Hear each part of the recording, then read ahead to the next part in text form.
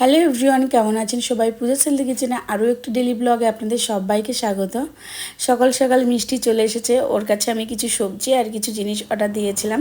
তো ফার্স্টে নিয়ে এসে আমাকে দেখাচ্ছে জামরুল। এই জামরুলটা আমার অনেক পছন্দের, অনেক ভালো লাগে, কিন্তু আমাদের এইদিকে পাওয়া যায় না। তার কারণে ওর কাছে আমি বলেছিলাম, ওর হাজব্যান্ড থাকে কলকাতায়, সেখান থেকে আমাকে এনে দিয়েছে।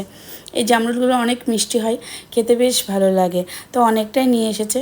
তারপরে কিছু ক্যাপসিকাম নিয়ে এসেছে। এখানে 3 রকমের আছে, সবুজ, হলুদ আর লাল। এইগুলোও কিন্তু সহজে আমাদের এখানে পাওয়া যায় না, আগে অর্ডার দিতে হয় তারপরে পাওয়া যায়। তবে অনেক দিন হয়তো সময় লাগে, 2-1 দিন সময় লাগে। মিষ্টির কাছে অর্ডার দিয়ে দিলে পরের দিনকেই ও নিয়ে এসে দেয়। ক্যাপসিকামের পর ছিল গাজর আর টুকিটাকি কিছু জিনিসপত্র সবজির ভেতরে ছিল। তারপরে ছিল কিছু শুটকি মাছ। এখানে অনেক রকমের শুটকি মাছ আছে। আজকে শুটকি মাছ নেওয়ার মেন কারণ হচ্ছে, কিছুদিন আগে আমি গিয়েছিলাম দীঘাতে। দীঘা থেকে আমি প্রচুর রকমের শুটকি মাছ নিয়ে আসি। তো সেই মাছগুলো আমাদের টুকটুকিদি সব ফেলে দিয়েছে।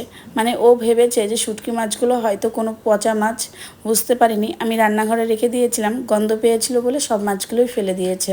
তো সেই কারণে আমাকে আবার অর্ডার করতে হয়, কারণ এখানে দুজনের মতো মাছ ছিল। আমি দুজনের জন্য মাছ নিয়ে এসেছিলাম, নিজের জন্য না হলেও আর একজনের মাছ ছিল, সেই কারণে আবার নতুন করে অর্ডার করতে হয়েছে। তো চিংড়ি মাছ, মোরলা মাছ আর ছিল ডারকি মাছ, তারপরে লোটে মাছের শুটকি, অনেক রকমের শুটকি ছিল, 4 রকমের। দীঘা থেকে আমি অনেক রকমের শুটকি নিয়ে এসেছিলাম, প্রায় 6 থেকে 7 রকমের। সেখান থেকে ইলিশ মাছটা এখনও আছে।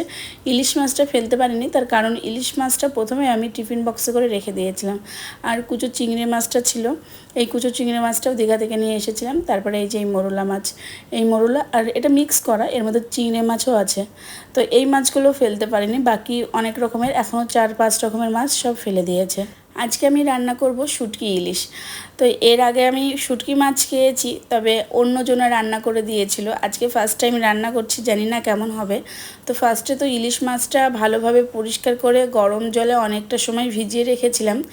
তারপরে আমি মাছগুলো ছোট ছোট করে কেটে নিয়েছি, অনেকবার ধুয়ে নিয়েছি, যেহেতু নোনা ইলিশ অনেক লবণ থাকে।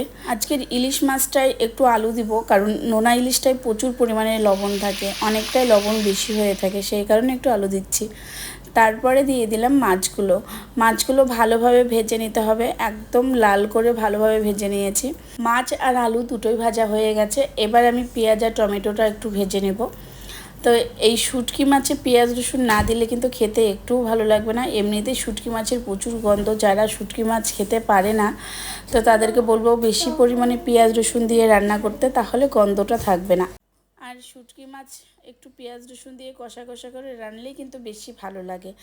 নোনা ইলিশটাতে খুব একটা বেশি গন্ধ লাগে না, অন্যান্য শুটকি মাছের থেকে নোনা ইলিশটায় একটু কম গন্ধ লাগে। পেঁয়াজ আর টমেটো ভালোভাবে ভেজে নিয়ে তার মধ্যে দিয়ে দিলাম রসুন বাটা, তারপরে দিয়ে দিলাম কয়েকটা কাঁচা লঙ্কা। এইগুলো ঘিয়ে লঙ্কা অনেকটা ভালো লাগে, কারণ এর ঘিয়ে ঘিয়ে গন্ধটা বেশ ভালো লাগে, তাছাড়াও প্রচুর পরিমাণে ঝাল। আর এখানে আমি দিয়ে দিলাম জিরে বাটা, আদা বাটা, অল্প পরিমাণ ধনে বাটা, আর দিয়েছি কয়েকটা শুকনো লঙ্কা বাটা। আজকে এই যে মাছটা রান্না করছি, নোনা ইলিশটা, প্রচুর পরিমাণে ঝাল দিয়েছি, কারণ ঝালটা বেশি ভালো লাগে। তো সমস্ত মশলা দেওয়ার পর ভালোভাবে কষে নিয়ে দিয়ে দিলাম আলু টালু দিয়ে ভালোভাবে আমি কষিয়ে নিয়েছি। মশলা কষানোর পর তারপরে আমি দিয়ে দেব জল। গ্রেভি যতটা রাখবো তার পরিমাণ মতো আমি জল দিয়ে দেবো। তো আমি অল্প পরিমাণে জল দিয়েছি।